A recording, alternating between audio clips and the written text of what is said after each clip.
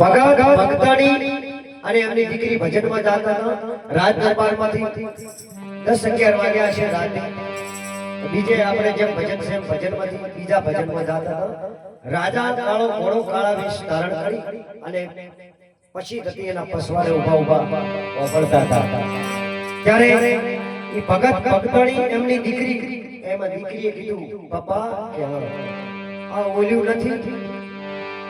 એટલે એની માએ કીધું બેટા ઓલ્યું હોય અને ઓલ્યું હોય અને એમના પપ્પાએ પાસે જવાબ આપ્યો દીકરીના બાપાએ કે આ તો ઓલ્યા વગરનું ઓલ્યું છે અને રાજાએ કોને વાત કરી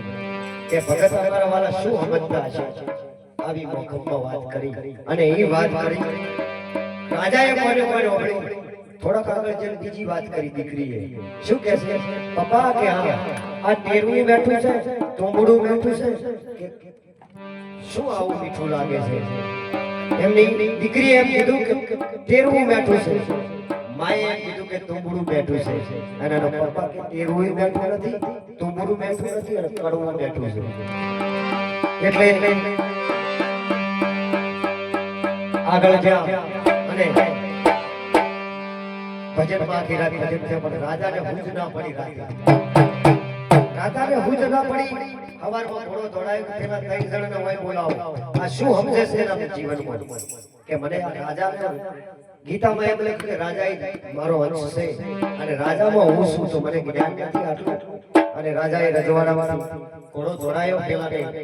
ટૂંકમાં વાત કરું કે રજવાડામાં બોલાવવામાં આવ્યું પૂછવામાં આવ્યું કે રાતે તમે જે પ્રશ્ન કરતા હતા એ મારે જવાબનું છે ત્યારે દીકરી કહે છે કે બાપા અમને દંડ ના દ્યો તો રાજા વાજાને વધરા તો વિશે બળે તો પણ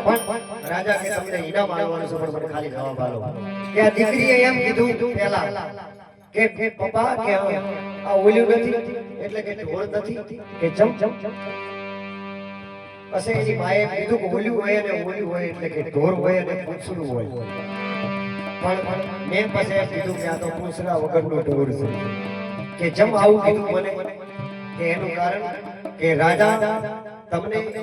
રજવાડામાં તમે ધણી કહેવો અને તમને જો આટલું જ્ઞાન ના હોય કે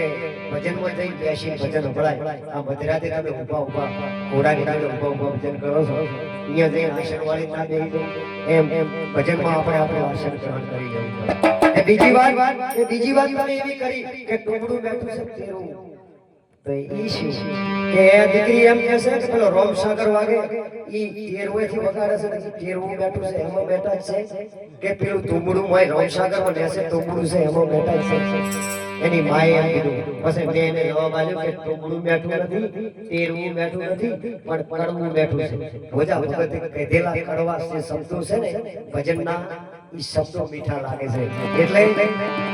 સંતોએ માર્મિક વાતો કરી હોય એવી વાતો આપણે આખી રાત કરવાની છે બધા ભક્તોને બધે વાણીનો લાભ આલવાનો પણ હું સોહર વાણી કરી લઉં પછી આપણે બધા ભક્તો વાતો કરીતા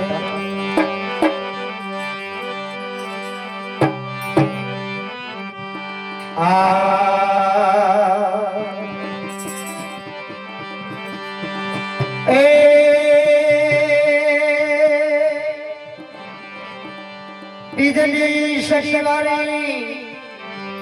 જમલો જગાયો